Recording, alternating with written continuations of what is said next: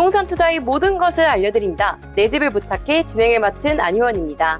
네, 오늘 방송에서는요, 부동산 초기 투자자분들 혹은 이제 올해의 트렌드를 알고 싶은 분들을 위해 준비했는데요. 오늘도 두 분의 공인중개사님들과 함께합니다. 안녕하세요. 안녕하세요. 안녕하세요. 네, 오늘이 방송이 처음이신 분들인데요.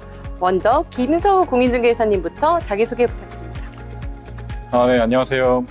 부동산 시장의 흐름을 정확히 읽고 가치 있는 정보를 전달하는 공인중개사이자 상업용 부동산 전문가 김서우입니다. 잘 부탁드립니다. 상업용 부동산 전문가님 김서우 전문가님 나와 계십니다. 네, 이어서 추민재 공인중개사님도 자기소개 부탁드립니다. 안녕하세요. 서울 강남에서 7년째 상업용 부동산을 주로 중개하고 있는 공인중개사 추민재 팀장입니다. 반갑습니다. 네, 반갑습니다. 네, 오늘도 이렇게 두 분의 베테랑 공인중개사분들과 함께하고 있습니다.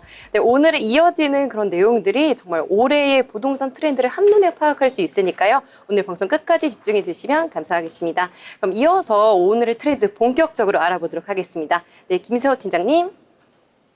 네, 오늘 상업용 부동산 트렌드에서 2025년은 어떤 부동산이 유행인가 조금 준비를 해봤는데요.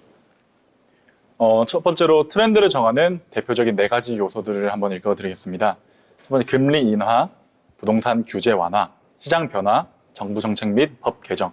이 4가지 요소가 따라가면은 자연스럽게 부동산의 유행도 계속 바뀌고 있는데요. 부동산 시장의 핵심 트렌드라고 볼 수 있는데, 첫 번째로 금리 인하에 따른 선택적 회복.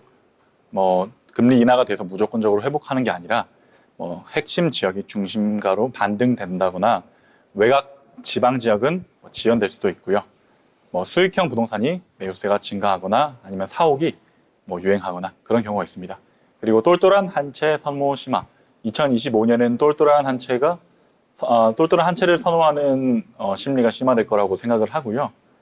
그리고 호텔, 숙박, 부동산이 요즘 유행이 되고 있습니다. 그런 부분과 소비 트렌드의 변화를 알아보도록 하겠습니다. 네, 이렇게 부동산 트렌드를 결정하는 4가지 요인에 대해서 말씀해 주셨는데, 그 금리 인하가 되면 좀 부동산 시장이 전체적으로 활성화되면서 탄력을 받아갈 것이다 라는 의견도 있지만요. 그렇지만 그와 반대되는 의견도 있는 걸로 알고 있는데요. 우리 김소호 팀장님께서는 이 부분에 대해서 어떻게 생각하시나요? 전체적으로 영향은 받겠지만 뚜렷한 탄력성이 모든 지역에서 나타나는 건 아니라고 생각합니다. 다른 규제나 정책도 함께 동반돼야 되고요.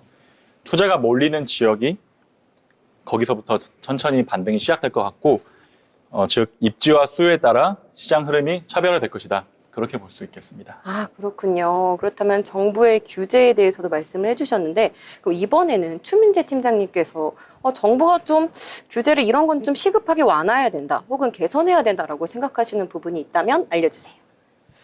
네, 일단 다주택자에 대한 규제가 완화되어야 된다고 생각합니다. 그 이유는 1가구 1주택을 강요하는 세금이나 대출 규제 등이 아파트 가격 상승과 양극화를 심화시키는 부작용이 나타났고요. 또 주택의 거래가 경직이 되면서 무분별한 용도 변경이 성행을 하고 근린생활시설 용도의 건물이 초과 공급이 생겨가지고 공실률이 느는 등 연쇄적으로 부동산 경기에 악영향을 끼치고 있다고 보여져요. 그래서 저는 개인적으로 주택의 공급에 정부의 개입이 불가피하겠지만 그래도 시장의 자율성도 조금 보장해주는 쪽으로 가는 게 어떤가 하는 생각이 듭니다. 네, 이렇게 자율 경제 시장을 조금 존중해줘야 된다. 정부가 개입을 좀 조정을 할 필요가 있다. 이런 말씀을 해주셨습니다. 네, 그럼 이어서 좀 똘똘한 한 채를 구입을 할 때, 혹은 똘똘한 한 채가 선호 심리가 좀 상승하고 있다는 얘기에 대해서 또 준비를 해오셨다고 하는데요. 큰 틀로 보면은 환금성 이렇게 말할 수 있을 것 같고요. 네. 조금 세분화를 하자면 입지, 미래가치, 그리고 상품성 차별화 이렇게 이야기할 수 있을 것 같습니다. 입지는 핵심 지역일수록 수요가 꾸준하고 가격 하락에도 방어력이 좋습니다. 그리고 미래가치는 호재 등으로 장기적인 가치 상승은 투자의 중요한 부분이라고 생각을 하고요. 그리고 상품성 차별화는 이 부동산이 다른 부동산보다 용적률의 혜택이 받았거나 아니면은 수익률이 또는 부가적인 수익이 있거나 건물 디자인이 좋으면 아무래도 황금성과 직결된다고 보고 있습니다. 네, 그렇군요. 그러면 똘똘한 한 채를 좀 선호할 때는 입지, 미래 가치, 그리고 상품성 차별화를 좀 많이 고려를 하셔야 된다. 이 세 가지는 무조건 시청자분들께서도 꼭 고려를 하셨으면 좋겠고요. 근데 그렇다면 이제 똘똘한 한 채를 구입을 할 때 이제 2상급지에 대한 변화도 이루어지고 있다고 이제 들은 바 있는데요. 그러면 1상급지와 동반 상승을 하게 되는 영향도 받아갈 수 있을까요? 이 부분에 대해서 추민재 팀장님께서 답변해 주십시오. 네, 이거에 대해서는 조금 예를 들어서 설명을 드리면 요즘 저출산으로 폐교하는 학교들이 점점 늘어난다라는 뉴스들이 많잖아요. 네, 그렇게 돼서 전체 학생 수가 줄었다고 하면 서울대학교부터 이제 지방에 있는 전문대까지 뭐 똑같이 정원 미달이 될 거라고 생각하십니까?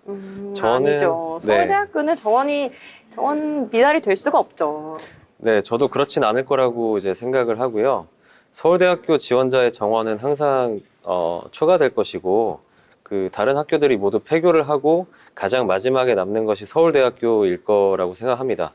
마찬가지로 경기나 대회 변수에 가장 나중에 영향을 받는 것이 1상급지일 거고 어려운 상황일수록 수요자들은 늘 수밖에 없다라고 저는 생각을 합니다.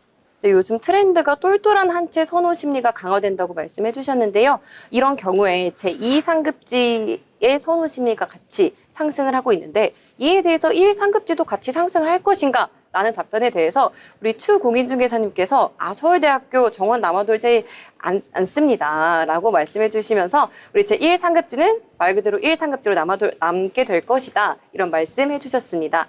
그럼 이어서 호텔 그리고 숙박업에 관련한 질문 드리려고 하는데요. 호텔 숙박업의 이제 국내 업종이 요즘에 좀 상승세를 타고 있다. 혹은 아니다. 이런 말이 많아요. 이런 부분에 대해서 코로나로 우리가 좀 해외여행을 가지 못했을 때는 호캉스 굉장히 유행했잖아요. 그렇지만 코로나가 가고 나서는 우리 숙박업종 굉장히 힘들었거든요. 이 부분에 대해서 어떻게 전망을 할 수 있을지 우리 김 팀장님께서 말씀해 주시면 되겠습니다. 지금 그 호텔 숙박 부동산들이 굉장히 좀 유행을 하고 있어요. 이게 국내 호텔 숙박 시장이 거래 금액이 증가된 걸로 볼 수가 있는데요. 일단 작은 스타트업들이 지금은 낡은 숙박시설을 리모델링해서 운용하는 그런 사업들이 많이 유행을 하고 있고 중소형 숙박 스타트업들이 많이 생기고 있고 그리고 수요도 꾸준히 지금 늘어나고 있는 걸로 보입니다. 그래서 숙박 부동산 회복 기대 이렇게 볼 수 있습니다. 그렇군요. 네, 이 숙박업종 아직 좀 이제 올라갈 일 남았다고 말씀해 주신 것 같습니다. 네, 그럼 이어서 좀 돌아온 신축 부지와 관련한 내용 이어서 설명해 주시도록 하겠습니다. 네, 그 첫 번째 트렌드로는 돌아온 신축 부지 이렇게 볼 수가 있는데요. 저희가 2020년, 2021년이 코로나 때지만 부동산은 경기가 아주 좋았어요. 부동산 붐이라고 볼 수가 있었는데요. 네. 거래량도 거의 역대 최고치 이렇게 볼 수가 있었고, 근데 여러 가지 요소들이 있겠지만 22년 10월 21일 전에는 이제 매각하는 사람들은 이제 주택을 보통 신축들은 주택을 부숴서 신축 건물을 짓잖아요. 네. 근데 이제 주택을 파는 사람들은 이제 주택으로만 팔아야 양도세에 대한 혜택을 받는데, 근데 매입하는 사람은 주택을 사면은 과세를 받아요. 과세가 돼요. 그렇죠. 이제 주택이 생긴 거니까. 그렇죠. 네. 특히 법인들은 개인보다 이제 취득세를 더 많이 물게 되거든요. 근데 여기서 이제 만약에 매도인은 주택을 파는 게 되고 매수인은 상업용 부동산을 사게 되면 둘 다 윈윈 관계잖아요. 네. 네, 그런 규정이 22년 10월 21일까지는 있었어요. 네. 근데 그 후로 이제는 이 계약을 모두 다 등기할 때 양도시로 보겠다. 취득도 양도시로 보겠다. 그리고 양도하는 것도 양도시로 보겠다. 그렇게 되기 때문에 주택을 포기하거나 이제 용도 변경을 해서 세금을 포기하거나 아니면은 반대로 매입하는 사람이 상업용 부동산이 아닌 주택을 사서 과세를 맞고 지어야 되는 상황이 왔었거든요. 그렇게 한 3년 정도, 2년 좀 넘게 유지가 되다가 지금 부동산 경기랑 거래량을 올리겠다. 그런 취지인 것 같아요. 그런 취지로 25년 개정안이라고 적혀 있는데 2월 28일 날짜로 다시 22년 10월 21일처럼 주택을 이제 매매 계약한 시점이 기준이 되어서 즉 매매 계약 당시 주택이면 이후에 상가로 용도 변경을 해도 1세대 1주택 같은 비과세 혜택을 받을 수 있다. 주택 양도일이 아니라 매매 계약일 기준으로 과세 여부를 판단하겠다라고 돼서 신축을 하는 사람들 입장에서는 그리고 주택인데 매각해야 되는 사람들 입장에서는 거래하기가 더 좋아졌죠. 다시 또 윈윈을 할 수 있는 상황이 돌아온 거네요. 네, 그렇죠. 그렇구나. 그러면 이제 용도 변경을 자유롭게 할 수 있다는 건데 맞아요. 자유롭게까지는 또 아니겠지만 네. 네, 어쨌든 그런 시기 조절에 대해서 좀 제재가 좀 덜해졌다라고 맞습니다. 이해하면 될까요? 네, 정확합니다. 그 주택도 예를 들어 강남으로 비교하자면은 강남이 예를 들어 뭐 신축 부지가 50억이다. 주택이 뭐 60억, 70억이다. 사실 대출이 한 15억 이상부터는 안 나오잖아요. 주택이기 때문에. 그쵸. 네. 현금으로 60억 사기 쉽지 않거든요. 아, 그렇죠. 그래서 보통 대부분 이제 레버리지를 이용하는데요. 이게 상업용 부동산인 경우에는 이게 대출이 잘 나옵니다. 80%까지. 또 기본적으로. 그런 장점이 있구나. 네, 그렇기 때문에 용도 변경을 해줘야만 매입하는 사람이 수월하다가 아니라 사실 가능하다라고 볼 수도 있죠. 그러면은 이제 제재가 있었을 때는 거의 이제 부동산 시장 거의 이렇게 좀 매매가 활발하지 않았겠네요, 확실히. 예전보다는 좀 얼어붙어 있었다. 왜냐면은 매각하는 사람들이 세금 같은 걸 포기해야 되거나 아니면 네. 매수하는 사람들이 세금을 더 많이 부과받고 매수해야 되니까 그런 경우가 있었죠. 네, 이렇게 좀 이렇게 절세 전략을 좀 세워볼 수 있는 방안으로 좀 더 나은 규제 완화가 된 걸로 이제 파악이 되는데 그렇다면 또 이렇게 비과세 혜택을 받을 수 있다는 점에서 또 추가적인 장점 더 있을까요? 일단은 매입을 해서 용도 변경을 직접 하거나 그렇게 하면은 추가적인 거는 기간을 공사 기간 뭐 한 달, 두 달이면은 뭐 이자도 내고 그만큼 더 기간이 늘어날수록 비용이 증가하잖아요. 그쵸. 이렇게 비용을 줄일 수 있는 게 가장 큰 장점이라 생각합니다. 비용 절감을 할 수 있다 이렇게 말씀을 해주셨습니다. 네, 그렇다면 이제 두 번째 트렌드 고수익 파킹 부동산 관련해서 또 설명 부탁드립니다. 네, 두 번째로는 고수익 파킹 부동산 이렇게 말할 수 있습니다. 최근까지 고금리가 유지되고 최근까지 신축 부지가 많이 얼어붙어 있었으면서 고수익 파킹 부동산으로 투자자들이 많이 몰리는 경우가 있었는데요. 그 이유는 첫 번째는 높은 수익률. 높은 수익률은 재매가 갈 때 수익률이 높기 때문에 구매하는 사람들이 좀 더 부담을 덜 수가 있고요. 대출도 많이 나오고 그리고 DSR이나 뭐 RTI 대출을 받은 금리를 쳐내기가 쉽죠. 그렇기 때문에 높은 수익률을 많이 선호를 했고요. 그리고 경기 변동성에 덜 민감합니다. 그렇기 때문에 매도 시기를 그나마 좀 더 조절을 할 수가 있고 세 번째로는 금리 변동에도 매각 가능성이 높습니다. 매입하는 사람들이 접근하기가 쉽기 때문에 수익률이 좋은 경우에는 수익률이 뭐 좋은 경우 고수익 파킹 부동산이 사람들이 많이 몰리고 있다 이렇게 볼 수 있습니다. 그렇군요. 그러면 이제 부동산 파킹 부동산에 대해서 고수익 파킹 부동산에 대해서 설명을 해주셨는데요. 그렇다면 이 고수익 파킹 부동산 투자 시 주의해야 할 점이 또 몇 가지 있다고 들었는데요. 자세하게 설명 부탁드립니다. 네. 저희도 많이 검토를 하고 계약을 하고 있는데요. 첫 번째로는 리스백이라고 한번 들어보셨을까요? 아니요. 뭐라고요? 리스백이라고. 리스백이요? 네. 이제 매도인이 자기가 높은 수익률로 제 임차를 들어와 주겠다. 리스를 백 해주겠다. 그렇게 해서 이제 상품성을 높이기 위해 차 리스 이런 느낌인 거네요? 네. 임차인으로 들어오는 거죠. 들어오는. 매도인이. 네네네. 높은 임대료로 들어와 줄 테니까 높은 수익률 부동산을 매입을 해라. 이렇게 제안을 하는 건데 네. 상품성을 높이기 위해 거래 조건으로 높은 임대료나 리스백을 해주는 경우입니다.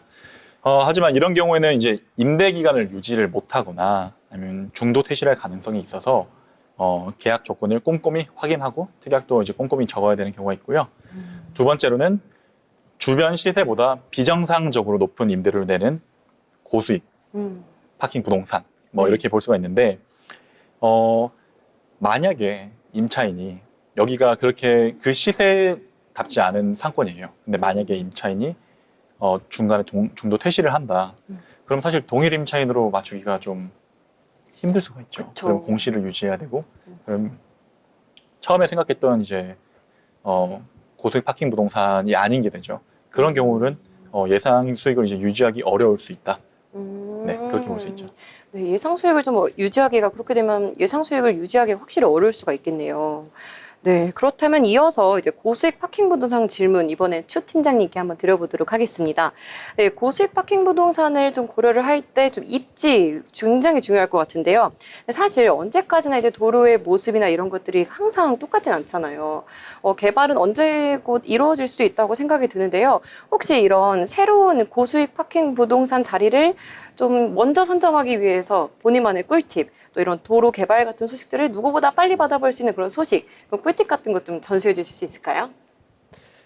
네, 사실 재개발이 필요하거나 예정돼 있는 곳이 아니면 현재의 도로가 바뀐다는 게 현실적으로 이제 여러 가지 이해관계가 복잡하기 때문에 쉽진 않습니다. 그래서 저희가 그만큼 도로 사정이 매우 중요하다라고 하는 것이고요. 그 외에 택지 개발 지구라든지 추후에 입지가 좋아질 것 같은 지역을 빠르게 알 수 있는 방법이라면 우선 지자체 도시개발 계획에 관심을 갖고 각종 호재라든지 정부 정책을 항상 유심히 봐야겠죠. 그리고 물론 좋은 컨설턴트를 만나신다면 더욱 쉽고 빠른 길로 갈 수 있는 방법이 아닐까 생각을 합니다. 좋은 네. 컨설턴트란 이제 우리 추 팀장님 그리고 우리 김 팀장님 같은 분들 말씀하시는 건가요? 예, 저희 같은 케이스가 또 좀 이렇게 좀 예. 본인을 어필하기 위해서 살짝 깨알 지금 어필을 하신 걸로 파악이 됩니다. 네. 네, 그럼 이어서 좀 아까 좀 궁금했는데 미처 드리지 못한 질문 하나 드릴까 해요. 제가 봤을 때는 이 고수익 파킹 부동산도 그렇고 어쨌든 입지가 굉장히 좋고 많은 사람들이 찾고 또 요즘 또 핫한 말 그대로 핫플레이스에 또 고수익 파킹 부동산이 자리 잡을 가능성이 되게 크다고 생각이 드는데 맞나요? 그럴 수 있죠. 좀 특이한 거는 아까 전에 여쭤보셨던 뭐 2상급지가 1상급지로 될 수 있겠냐 그런 질문이랑 좀 연장선으로 볼 수도 있는데요. 예를 들어 뭐 성수동 네. 핫플레이스인 지금 요즘 가장 핫플레이스잖아요. 아주 핫하죠. 가보셨나요? 네. 아, 그럼요. 네. 성수동 같은 경우에는 불과 뜬 지 불과 몇 년 되진 않았어요. 한 5년 이 정도밖에 되지 않았는데 그 전까지는 그냥 공단 지역이었죠. 공단 지역이었는데 보통 이제 거품이라고 그때는 많이 봤었어요. 네. 근데 이제 거품이 상권이 트렌드에 의존적이고 높은 임대료로 인해 업장이 뭐 빠르게 변경되면 거품이다 이렇게 볼 수가 있었는데요. 근데 이제 성수동은 특이한 점이 팝업 스토어라는 거를 많이 하고 있습니다. 맞죠. 네. 이게 팝업 스토어를 하면은 막 뭐 한 달에 임대료가 막 어마어마하다고 막 맞아요. 들었거든요. 한 달인데. 맞아요. 팝업 스토어를 일단은 하는 회사 같은 경우에는 요즘 좀 잘 나가는 회사, 뭐 잘 나가는 브랜드들이 많이 하고 있고요. 그렇죠. 네, 갈 때마다 계속 바뀌고 있는데 성수동은 팝업 스토어 같은 경우에는 단기 임대료로 많이 받습니다. 그리고 수요도 굉장히 높아서 그런 경우로 이제 예로 들 수 있을 것 같네요. 제가 요즘에 드는 생각인데 이 성수동 팝업 스토어 정말 너무 경쟁률 치열하잖아요. 내노라 하는 대기업들이 다 그 성수동에 팝업 스토어 만들려고 막 노력하잖아요. 아마 이제 한 2년 정도 지나면 아마 팝업 스토어도 좀 청약을 받지 않을까 이런 저만의 상상을 해본 적도 있거든요. 혹시 좀 가능할까요?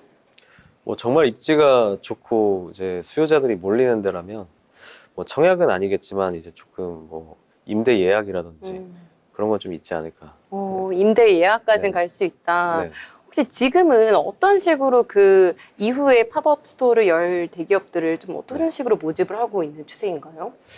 요즘은 이 팝업 스토어 자체가 이제 단기 임대거든요, 사실.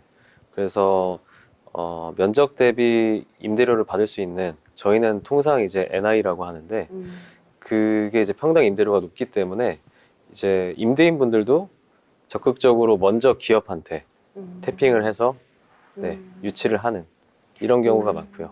NI라고 말씀하신 거는 평당가 정도로 생각을 하면 될까요? 네, 임대 평당가라고 생각하시면 됩니다. 네. 그렇군요.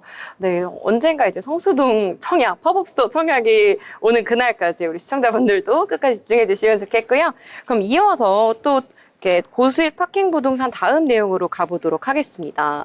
네, 고수익 파킹 부동산 이후에 이제 저희가 도로 네, 도로가 언제까지 지금과 같은 모양이 아닐 수가 있다. 그래서 떠오르는 뉴스들 빨리빨리 찾아보셔야 된다. 이런 내용을 아까 말씀을 해주셨는데요. 네, 이렇게 오늘 이렇게 준비해 오신 소식들 여기까지 마무리가 되었습니다. 여러분 오늘 2025 부동산 트렌드 우리 두 분의 공인중개사분들께서 자세하게 짚어주셨는데요. 또 제가 드린 질문들도 이렇게 상세히 답변을 해주면서 정말 속이 시원해지는 그런 시간 되셨으면 좋겠습니다. 네, 그럼 이어서 우리 다음 수석 지나가기 전에 좀 부동산 뉴스 관련한 뉴스 준비해 왔으니까요. 끝까지 집중해 주시면 좋겠습니다. 네, 참고로 본 방송에서 제공하는 정보는 투자 판단을 위한 정보일 뿐 부동산 가치 상승 또는 하락을 보장하지 않습니다.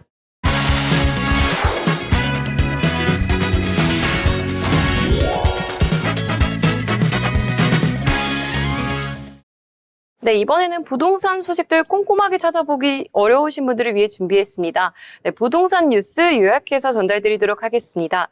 네, 첫 번째 소식입니다. 금리 인하에도 대출 한도 규제, 부동산 거래 영향 미미할 듯. 한국은행의 기준금리 인하에 금리 2%대 시대가 열리면서 서울 고가 지역을 중심으로 부동산 거래에 숨통이 트일 것이라는 전망이 나오고 있습니다. 다만 부동산 전문가들은 금리 인하에도 총 부채 원리금 상환 비율, DRS 등 대출 규제가 강화돼서 대부분의 지역은 투자 심리가 더 위축될 가능성이 있다고 내다봤는데요. 한국은행 금융통화위원회는 25일 기준금리를 3%에서 0.25%포인트 낮춘 2.75%로 결정했습니다. 금리 2%대는 2020년 10월 이후 2년 4개월 만인 건데요. 금통위는 지난해 10월 4년 5개월 만에 금리 인하 후에 11월에도 금리를 0.25%포인트 내렸지만 올 1월에는 고환율 이유로 금리를 동결한 바 있습니다. 통상금리 인하는 부동산 매수 심리를 회복하는 기능을 하지만요. 금융당국의 가계부채 관리 대책에 따른 대출 규제로 거래에 큰 역할을 하지 못할 것이라는 게 대체적인 의견인데요. 네, 이제 김수호 팀장님께 여쭤보도록 하겠습니다. 이 뉴스와 관련해서 기준금리 인하 소식에 이제 부동산 시장에서 좀 엇갈리는 목소리가 나오고 있다고 해요. 네, 첫 번째는 서울 고가 지역에서 좀 숨통이 트이지만 대출 규제 강화됐기 때문에 대부분의 지역에서는 위축이 좀 지속될 것이다 라는 전망이 또 있고요. 두 번째는 반대로 기준금리 인하 영향을 받아가면서 금매가 줄고 또 수요가 늘면서 하반기 우리 부동산 시장엔 좀 봄바람이 불 수도 있다. 이렇게 두 가지 엇갈리는 좀 의견이 있습니다. 우리 김수호 팀장님께서는 어떻게 바라보고 계신가요? 네, 그 기준금리 인하로 부동산 시장의 전망이 엇갈리고 있는 것도 사실이고요. 먼저 효과가 제한적일 것이다. 그런 시각을 보면은 금리는 떨어졌지만 대출 규제는 여전히 강하다. 그리고 DSR도 유지가 되면서 실수요자들의 자금 조달이 쉽지는 않다. 이렇게 보고 있습니다. 쉽게 말해 영끌은 하지 맙시다. 이런 분위기가 돌고 있고요. 금리 인하에도 불구하고 대출 금리는 사실 여전히 좀 높습니다. 높다고 볼 수 있고 시장 반등이 쉽지 않다는 분석이 나오는데 결국에는 강남, 용산 이런 핵심 지역에는 단기적으로 반등이 있겠지만은 전반적으로는 이제 거래가 위쪽에 지속될 가능성이 높다 이렇게 보고 있고요. 반면 시장 회복을 기대하는 시각도 물론 있습니다. 금리 인하로 이제 투자 심리가 당연히 살아나게 될 것이고요. 자금 조달 부담이 좀 줄어들면서 부동산 구매 수요가 늘어날 가능성이 큽니다. 특히 서울 주요 지역에서는 가격 상승과 거래량이 증가할 수도 있고요. 하반기에는 금리 인하 효과가 본격적으로 반영되면서 시장에 온기가 돌 것이다 이런 전망도 나오고 있습니다. 네, 그렇군요. 이렇게 좀 금리 인하에도 불구하고 핵심 지역 이외에는 좀 반등하기는 아직 어려울 수도 있겠다라는 얘기를 해주셨는데요. 그런데 우리 김수호 팀장님 개인적인 생각으로는 어떻게 생각하시나요? 개인적인 전망으로는 이제 금리 인하 효과를 본격적으로 이제 보려면은 효과가 나타나기는 시간이 좀 더 필요하다 이렇게 보고 있고요. 결국 이제 입지에 따라 차별화되는 시장이 될 가능성이 높습니다. 양극화는 여전하다 이렇게 읽을 수가 있고요. 아까 말씀드렸던 것처럼 주요 지역에는 상승세를 보일 수 있지만 외곽 지역과 비인기 지역은 여전히 침체될 가능성이 있다. 이렇게 저는 보고 있습니다. 아, 그렇군요. 네, 이렇게 또 자세하게 짚어주셨는데요. 이어서 두 번째 뉴스 가보도록 하겠습니다. 네, 내 집 마련도 맹모 삼천지교, 명문 학군지 따라 아파트값 강세. 3040 세대가 주택시장의 주요 수요층으로 떠오르면서 명문 학군을 갖춘 지역의 아파트가 꾸준한 인기를 유지하고 있습니다. 26일 분양아파트 업계에 따르면 한국부동산원의 매입자 연령대별 아파트 매매 거래 현황 기준 지난해 거래된 49만 252가구의 아파트 중 30대 매입 비중은 26.6%로 집계됐습니다. 이어서 40대가 12만 8,920건, 50대 10만 5,013건으로 나타나면서 30세대 비율이 52.8%나 차지를 했다고 합니다. 네, 이에 따라서 지역 내 명문 학교와 학원가가 밀집된 학군지의 선호가 좀 두드러질 수 있겠다라는 전망이 나오고 있습니다. 네, 서울의 대표적인 학군지는 우리 잘 알고 계시는 강남 대치동 있고요. 양천구 목동, 노원구 중계동이지만 지방에도 못지않은 학군지들이 자리하고 있습니다. 네, 부산 동래구, 대구 수성구, 대전 서구, 광주 남구 등의 지역이 이제 평균 집값을 크게 웃돌고 있는 것으로 집계가 되고 있다고 합니다. 네, 이렇게 이 뉴스와 관련해서 또 질문 하나 우리 추 팀장님께 드리려고 하는데요. 이전에도 우리 강남 8학군 이런 얘기 많이 들어보셨죠? 네, 이제 강남 8학군에 진입하고자 하는 자녀의 입학 시기에 맞춰서 아파트 매매에 나서는 3040 세대들과 관련한 소식들이 좀 간간히 들려오기도 했는데요. 최근에 근데 의대 증원 소식이 좀 들려오면서 명문 학군지 학원가에 대한 인기가 그 어느 때보다도 좀 뜨겁다고 합니다. 네, 저 때만 해도 이제 명실상부 대치동은 사교육의 메카였는데 네, 추민대 팀장님, 아직도 대치동이 넘버원일지, 그렇다면 그 장벽은 다른 지역에 비해서 좀 얼마나 있을지, 목동과 좀 중계와 비교하면 좀 어떨까요? 네, 일단 대치동, 목동, 중계동, 그리고 또 크게 보자면 송파 정도가 서울에서 가장 큰 학군지라고 볼 수 있는데요. 일단 우리나라는 자녀 교육열이 상당히 높기 때문에 학군지에 따라서 주거용 부동산, 특히 아파트 가격에 미치는 영향이 상당히 큰데요. 우선 대치동의 경우는 뭐 명실상부한 대한민국 학원가의 1번지라고 볼 수 있고요. 서울대 합격률을 봐도 다른 학군지들과 현저히 차이가 나는 것을 알 수가 있습니다. 학군 관련해서도 그렇지만 부모 세대의 직주 근접이 가능한 입지라는 점에서 아무래도 아파트 가격의 강세를 보일 수밖에 없고 또 앞으로도 꾸준하지 않을까 그렇게 전망이 되고요. 목동의 경우에는 대단지 아파트들로 가득한 큰 학군지인데 우선 대표적으로 신시가지 7단지 같은 지역에서 대장급 아파트가 있고요. 거의 이제 대부분 구축 아파트들로 이루어져 있습니다. 근데 이제 목동 개발 당시부터 부자들을 타겟층으로 해서 개발을 했기 때문에 아파트 평수들도 굉장히 큰 게 많아요. 하지만 그만큼 현재로서는 저의 조심스러운 의견이지만 약간 오래된 부자들의 동네라는 느낌이 좀 강하고요. 여의도 마포와의 접근성은 좋은데 강남에서는 조금 거리가 있어서 이제 최근 투자 열기가 몰리는 이제 강남 3구라든지 마용성 이런 트렌드와는 조금 거리가 있어 보입니다. 그래도 언제가 될지는 모르겠지만 상당히 많은 구축 아파트들이 재건축이 이루어지면 서울에서 아파트 가격의 상위권을 형성할 거라는 거는 뭐 부정할 수가 없기 때문에 이미 상위 권역이기도 하고요. 그런 잠재력이 있는 지역이라고 볼 수 있어요. 중계동 학구는 대표적으로 은행 사거리를 중심으로 이제 형성이 되어 있는데 규모면으로는 서울에서 대치동 다음으로 큰 학원가라고 합니다. 서울에서 대치동 다음으로요? 네, 맞습니다. 목동보다는 중계동이 2등인 네. 거네요? 네, 이제 규모면으로는 이제 그렇게 얘기가 되고 있고요. 노원구도 강남구와 목동같이 계획도시라는 점에서는 같지만 이제 아파트 세대수가 반대로 소형 평수가 많은 좀 특징이 있고요. 이른바 대장 아파트라고 불리는 아파트들이 학군이 발달한 은행 사거리 인근으로 좀 형성이 되어 있어요. 그런데 이 은행 사거리가 사실 교통 인프라가 좋다고 볼 수는 없거든요.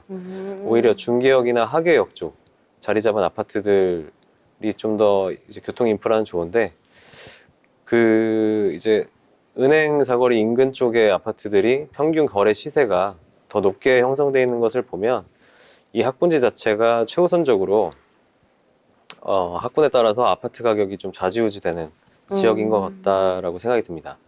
그러면은 굳이 순위로 따지자면 1등 대치동, 2등 중계동, 그리고 네. 3등은 목동 이렇게 좀 순위를 나눠볼 수가 있겠네요. 근데 이제 저는 꼭 그렇게 순서를 매기기보다는 이제 서울의 뭐 대표적인 중계동 같은 경우에 명문학교하고 이제 학원가가 있기 때문에 자녀 교육은 놓치기 싫고 앞서 말씀드린 지역들보다 좀 비교적 합리적인 매매가로 들어가실 수 있는 좀 매력적인 지역이 아닌가. 매력도로 얘기를 했을 때. 네, 맞습니다. 네네. 네, 매력도도 그러면은 아까의 그 순서대로 순서를 매기는 게 네. 이렇게 좀 애매한 부분이 있을 수 있겠지만 뭐 매력도로는 이제 1, 2, 3등 그렇게 나눌 수 있을까요? 네, 개개인의 자금력에 따라서 아무래도 그거는 음. 네, 달라지겠죠. 네. 네. 네, 그렇다면 이제 좀 만약에 우리 추 네. 팀장님께서 네. 자녀를 낳으셨다. 네네. 근데 이제 우리 아이를 교육을 막 잘 시키기 위해서 이 세 개 중에 하나를 골라야 된다. 대치동, 목동, 중계동. 세 개 중에 이제 어느 지역을 고르시겠습니까? 좀 민감한 질문인 것 같은데 일단은 제가 좀 장가부터 먼저 가야 될 것 같고요. 아, 그렇군요. 대치동에서 좀 학원 보내고 학교 보내고 할 수 있는 아빠가 되면 참 좋겠다. 그런 생각이 듭니다. 그렇죠. 뭔가 이 대치동 참 정말 사교육의 메카다 보니까 중계동, 목동보다 학원비도 제가 더 네. 비싸다는 걸로 알고 있거든요. 네네, 그렇게 네. 아무래도. 우리 추 팀장님이 정말 대치동 아이에게 빵빵 밀어줄 수 있는 그런 아버지가 되도록 응원하겠습니다. 감사합니다. 네.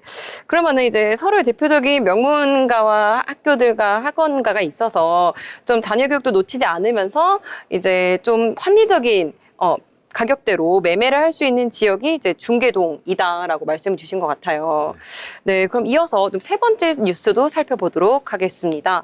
네, 수익률 상승세 타는 오피스텔, 아파트 대체지로 다시 뜬다. 네.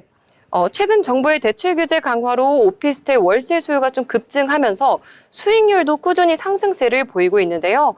여기에 오피스텔 거래량까지 증가하면서 실수요자뿐만 아니라 투자자들의 관심도 높아지고 있습니다. 오피스텔의 선호도가 높아지고 있는 가운데 이제 부산에 북항을 품은 하이엔드급 오피스텔이 분양을 해서 주목을 받고 있다고 하는데요. 이제 한국부동산원의 오피스텔 가격 동향 조사에 따르면 지난해 1월 전국 오피스텔 수익률은 5.27%였지만 12월에는 5.45%로 연초 대비 0.18% 상승한 것으로 집계가 됐습니다. 같은 기간 서울의 경우 4.78%에서 4.9%로 0.12%포인트 올랐고 부산은 5.41%에서 5.56%로 0.15%포인트 상승했습니다. 월세 가격 지수도 상승세가 계속해서 지속되고 있다고 하는데요. 지난해 12월 기준 전국 오피스텔 가격 지수는 101.2로 전월 대비 0.15% 상승했습니다. 이는 2023년 6월 이후 18개월 연속 상승한 것으로 오피스텔 임대 시장의 강세가 좀 지속이 되고 있는 분위기라고 하는데요.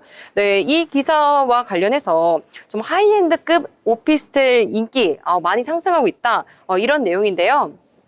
전문가님들께서는 직업 특성상 임장 많이 다니시죠? 네. 네, 혹시 최근에 임장 다녀오신 지역이 어디신가요?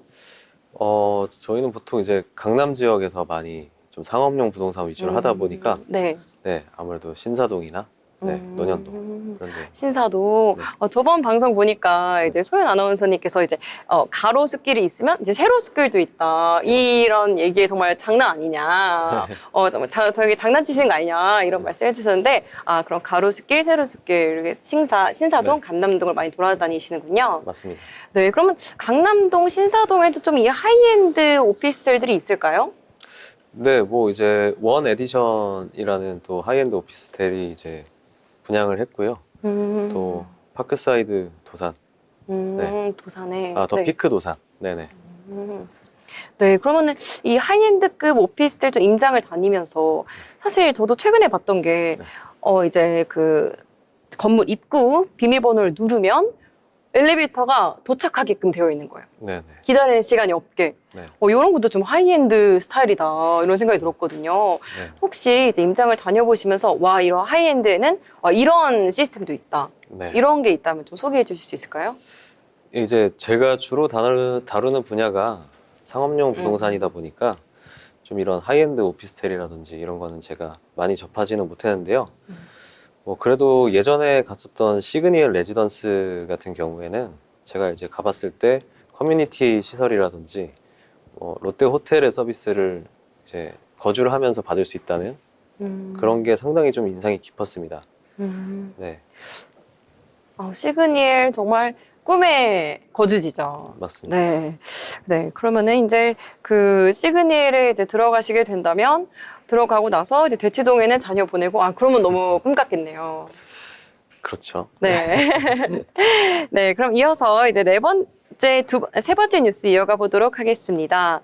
네, 이제 남는 용적률 사고 팔 수 있다고 풍납토성 일대 고층 빌딩 세운다. 네, 서울시가 토지 수요소 간 용적률을 사고 팔 수 있는 용적 이양제를 올해 하반기부터 도입을 하면서 문화재 발굴 문제로 개발이 사실상 어려운 풍납토성 인근에 제도를 우선 적용하는 방안을 검토 중입니다. 문화재 보존 등 목적으로 건물 높이가 제한된 용지의 경우 활용하지 못했던 용적률을 사고 팔 수 있게 된 건데요. 서울시의 이번 규제 완화를 통해서 도심 내 개발이 새 동력을 확보할 수 있을지 기추가 주목되고 있습니다. 25일 서울시는 서울시청 서소문청사 1동에서 공간의 혁신, 도시의 진화, 서울형 용적 이양제 컨퍼런스를 진행했는데요. 용적 이양제는 문화재 보존 및 그리고 높이 규제로 인해서 국토계획법상 허용된 용적률만큼 건물을 높이지 못하는 경우 못 쓴 용적률을 다른 정비사업 등에 팔 수 있도록 하는 제도라고 합니다. 네, 이렇게 용적률을 사고 팔 수 있게 된다는 이슈에 대해서 좀 긍정적인 목소리를 내는 기사였는데요. 네, 이렇게 긍정적으로 바라보면서 근데 사실 제한된 용지를 갖고 있는 토지주 입장에서는 당연히 반가운 소식이겠지만 또 토지 이용 효율성을 높일 수 있다는 점에서 시장에도 호재로 작용을 할 수도 있을 것 같은데요. 혹시 이 규제 철폐에 대한 이면도 좀 있을지 궁금합니다. 네, 김소우 팀장님께서 좀 이면이 있는지 자세하게 말씀 부탁드립니다. 네, 먼저 서울시의 올해 키워드 중 하나가 규제 철폐인데요. 다양한 규제를 발굴해서 이를 걷어내기에 앞장서고 있는 것으로 보입니다. 반면 부정적인 면은 물론 있고요. 첫 번째로는 개발 밀집 지역의 과밀화 우려입니다. 용적률을 집중되는 이제 특정 지역에는 고층화가 계속되겠죠. 지속되고 그렇다면은 건물이 높이 올라가니 조망권이 침해될 것이고 건물이 높아지면 인구가 밀집될 것이고 그럼 교통 혼잡 이런 이슈가 있을 것 같고요. 인프라 확충이 없이 진행된다면은 주거 환경이 악화될 수 있는 그런 우려도 있습니다. 두 번째로는 개발 이익의 불균형 그렇게 볼 수가 있고요. 용적률을 이전하는 지역은 보통 문화재 보호구역 이렇게 건물을 못 짓는 경복궁 곳이겠죠. 근처, 청와대 근처. 네, 맞아요. 네. 그런데 이제 안 그래도 거래랑 개발이 안 되는데 네. 개발이 계속적으로 어려울 수가 있고 좀 더 위축되는 분위기가 나올 것이고 특정 지역은 개발 특혜를 받을 가능성이 있습니다. 네. 오히려 용적률 이양제를 시행했는데도 오히려 좀 개발이 위축될 수가 있다. 이런 말씀을 주신 것 같아요. 네. 그리고 마지막으로는 시장 내에 투기 발생 가능성 이렇게 볼 수가 있고요. 용적률 거래로 인해서 일부 지역은 가격이 급등하게 될 거라고 보고 있고요. 이로 인해서 개발 비용이나 아니면 분양가 상승 그런 부작용이 발생할 수도 있습니다. 그럼 좀 양극화가 될 수도 있겠네요. 네, 양극화가 심해질 것 같다. 그렇게 볼 수 있죠. 사실 저는 개인적인 생각으로 저는 이제 경복궁역 근처에 있는 고등학교를 나왔거든요. 네. 그러다 보니까 저희 학교는 건물을 이제 3층 이상을 지을 수가 없었어요. 네. 네. 그래서 이제 대강당이 없이 이제 운동장에서 자꾸만 이제 체육 시간 하니까 이제 선크림 계속 발라야 되고 이런 사건이 있었는데 근데 그때 당시에는 이 용적 이양제를 좀 폐지했으면 좋겠다라고 생각을 했었는데 제가 이제 어른이 되고 나서 보니까 사실 용적 이양제가 허용이 된다면 말씀해주신 그 조망권이 좀 사라지게 될 거잖아요. 네, 그런 그렇죠. 부분에서 좀 안타까운 생각도 저는 가지고 있는 것 같은데 우리 김 팀장님께서는 혹시 개인적으로 이 용적 이양제에 대해서 좀 긍정적인 입장이신지 아니면 좀 아쉽다 이런 입장이신지 궁금합니다. 일단 저는 긍정적으로 보고 있고요. 왜냐하면 저희 나라뿐만이 아니라 이미 일본이라든지 다른 나라에서는 이미 하고 있습니다. 하고 있고요. 이게 이제 도시 과밀화, 투기 유발, 기반 시설 부족 이런 문제를 잡으면서 같이 한다면은 용적률 이양제는 토지 활용을 높이고 재산권 문제를 해결할 수 있는 좋은 정책이다. 그렇게 생각됩니다. 그렇군요. 그래도 이제 저는 이제 조망권 사라지는 것만 생각을 했는데 확실히 전문가님들의 의견을 물어보니까 확실히 다르네요. 이제 다른 더 긍정적인 요인이 있는 것으로 말씀해 주셨습니다. 네, 그럼 이어서 그 다음 뉴스 살펴보도록 하겠습니다. 네, 올리브영 6천억 원대 빌딩 매입, CJ 합병 염두했나? 네, 올리브영이 서울역 인근 대형 빌딩인 KDB 생명타워를 6천억 원대의 인수 인수하기로 하면서 이 배경을 둘러싸고 다양한 해석이 나오고 있습니다. 최근 대기업들이 보유 부동산을 잇따라 처분하는 것과 정반대 흐름인데다가 부동산과 큰 관련이 없는 회사가 매입 주체로 나서서 이례적인 상황인데요. 일각에서는 올리브영의 이번 빌딩 매입이 향후 그룹 지주사인 CJ와의 합병에 앞서서 자산 규모를 좀 키우고 있는 유리한 합병 비율을 선점하려는 그런 시도로 분석이 되고 있습니다. 이 경우에는 올리브영의 주요 주주인 오너가 3세들이 그룹 승계 과정에서 혜택을 받을 것으로 보이는데요. 24일 투자은행 업계에 따르면 KDB 생명타워 현 소유주인 KB자산운용은 CJ 올리브영을 우선 협상 대상자로 선정을 하고 가격 협상을 벌이고 있다고 합니다. 일각에서는 CJ가 일본 올리브영 빌딩 인수 자금을 지원할 수도 있다는 관측도 나오고 있다고 하는데요. 이 부분에 대해서 이번에는 추민재 팀장님께 여쭤보고 싶습니다. 이렇게 KDB 생명타워를 올리브영 인수로 하면서 좀 임대료를 줄일 수 있다는 유리한 점도 있다고 기사에서 언급을 했는데요. 사실 저는 빌딩의 임대료를 줄이면 기업의 현금 유동성을 강화하는 데는 물론 긍정적이겠지만 좀 부수적인 비용도 있을 것 같거든요.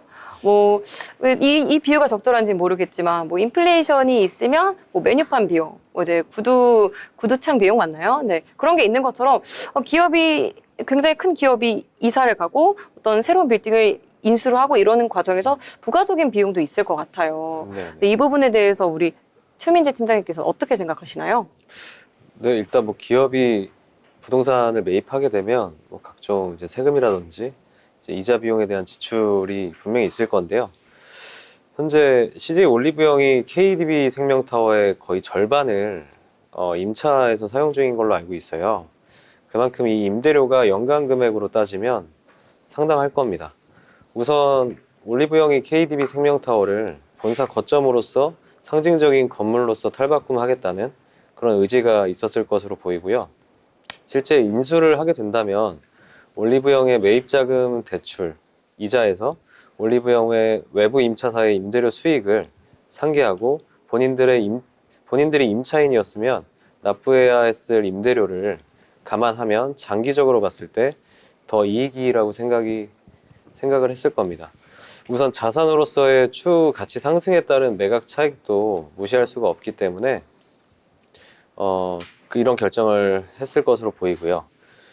요 근래에는 아직 대출 금리가 낮은 수준이 아니라서 수요가 예전만큼 많지는 않지만 실제로 중소기업들도 현재 내고 있는 임대료와 본인들이 사옥을 매입해서 내야 하는 대출 이자가 큰 차이가 없거나 더 적다면 사옥 매입을 공격적으로 많이들 하시거든요. 그러니까 이는 임대료 절감의 효과라기보다는 자산으로서의 투자 가치도 고려한 결정이기 때문에 올리브영 같은 글로벌 기업에서 이에 따른 충분한 계산이 나왔기 때문에 결정했을 것이라고 저는 봅니다.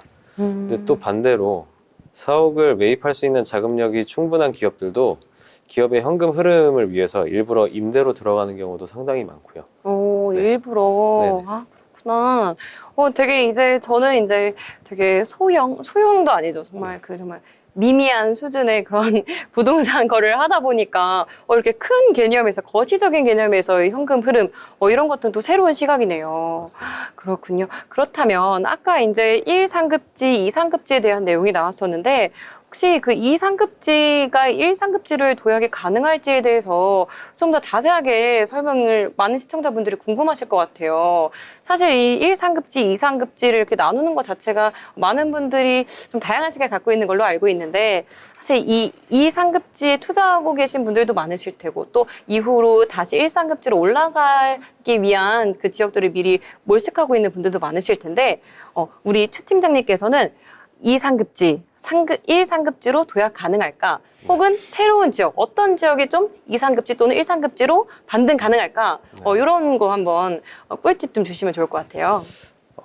일단 형성이 돼 있는 데에서 사실은 부동산 가격이 이제 역전한다라는 거는 정말 엄청 큰 도시계획의 변화가 있지 않은 이상 좀 역사적으로도 좀 쉽지 않았던 것 같고요. 저는 개인적으로 이제 그 성수 전략정비지구 그쪽이 이제 고층 아파트로 개발이 되면 아무래도 현재도 성수동은 약간 부촌의 이미지를 좀 가져가고 있는데 좀 더 넘사벽의 그런 또 지역이 되지 않을까. 오, 그러면 네. 성수동이 지금 이 가격 더 올라간다, 더 활성화된다, 이런 말씀으로 이해해도 될까요?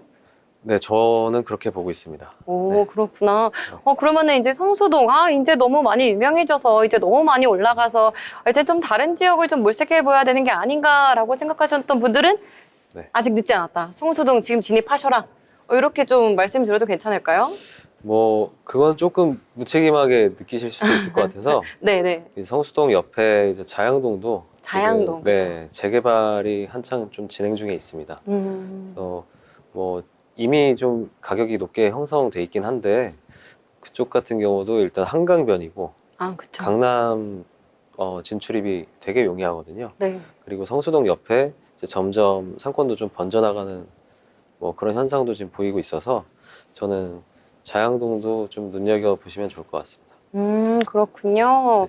근데 그렇다면 또 이제 새롭게 떠오르는 지역들, 성수동 이런 지역 말고도 사실 서울 외곽도 요즘에 그래도 조금 좀 집중을 받고 있는 것 같아요. 왜냐하면 이제 GTX 개설됐잖아요. 네네, 맞습니다. 그래서 이제 사실 판교, 동탄 요쪽 좀 많이 요즘 시세가 괜찮아지고 있다, 이런 말들이 들려오고 있는데 이 부분에 대해서는 우리 김 팀장님께서 혹시 GTX 이렇게 좀 활발해졌는데 교통편 좋아졌는데 좀 서울 외곽 지역 앞으로 오를 수 있을까요? 일단 GTX가 생긴다고 해서 저는 경기도권에 이렇게 지하철이 서울로 뚫린다고 해서 무조건 물론 오르겠죠. 지하철이 생기니. 근데 네. 무조건적으로 그렇기보다는 오히려 서울로 빨려 들어갈 수 있는 기회도 있기 때문에 뭐 무조건적으로 오를 것 같다 이렇게 보기는 어렵고요. 그리고 뭐 동탄이나 이런 것처럼 계속 아파트가 생기고 있고 지방 소멸화랑 연결이 되는데 지방 사람들이 거의 수도권으로 많이 올라오고 있어서 거기서 채워지지 않을까. 그리고 직장 같은 경우에는 오히려 지하철이 서울까지 뚫리는 지하철이 흡수하지 않을까. 뭐 그렇게 보고 있습니다. 네. 서울까지 뚫린 지하철이 좀 흡수하지 않을까. 그리고 당연히 지하철 GTX가 이제 뚫렸으니까 상승할 수는 있겠으나 그 좀 상승폭이 제한적이다. 그래도 아직은 이렇게 좀 이해를 해볼 수가 있겠습니다. 네, 그렇다면 이제 새롭게 나온 부동산 이슈들 그리고 요즘에 핫한 질문들도 같이 드려봤는데요. 네, 이렇게 좀 다양한 이야기를 나누다 보니까 벌써 1시간이 다 지났습니다. 네, 서우 팀장님, 그리고 우리 민재 팀장님, 이렇게 좀 처음 방송을 하면서 다양한 시각들, 다양한 조언들 이야기해 주셨는데요. 오늘 이렇게 방송에 출연하신 소감 한 말씀씩 부탁드립니다. 먼저 서우 팀장님. 짧은 시간이었는데요. 부동산에 대해서 많이 이야기할 수 있어서 좋았고요. 유익한 정보가 되셨으면 좋겠습니다. 감사합니다. 네, 이어서 추 팀장님. 네, 제가 방송 출연이 처음이고 아직 배울 게 한참 남은 뭐 그런 사람인데 제가 어색하지 않게 잘 했나 잘 모르겠습니다. 아무튼 저는 부동산 투자는 첫째도 둘째도 안정성이라고 생각을 하기 때문에 시청자 여러분도 안전하게 부동산 투자해서 대박 나시길 바라겠습니다. 네, 이렇게 추민재 팀장님께서 정말 대박 기운 전해주셨는데요. 오늘 이 방송을 시청하시는 모든 시청자분들께 정말 대박 기운 가져가시길 바라겠습니다. 네, 우리 오늘 부동산 2025 트렌드 그리고 다양한 질문들 같이 나누는 시간이었는데요. 오늘 올해 2025 기운을 받아가면서 우리 시청자분들도 초기 투자자분들도 같이 반등하시는 한 해 되셨으면 좋겠습니다. 네, 이어서 참고로 본 방송에서 제공하는 정보는 투자를 위한 정보를 제공할 뿐 해당 부동산 가치의 상승 또는 하락을 보장하고 있지 않습니다. 네, 오늘 이렇게 말씀 함께 해주신 부동산 공인중개사분들 너무너무 감사합니다. 시청자분들 시청해주셔서 감사합니다.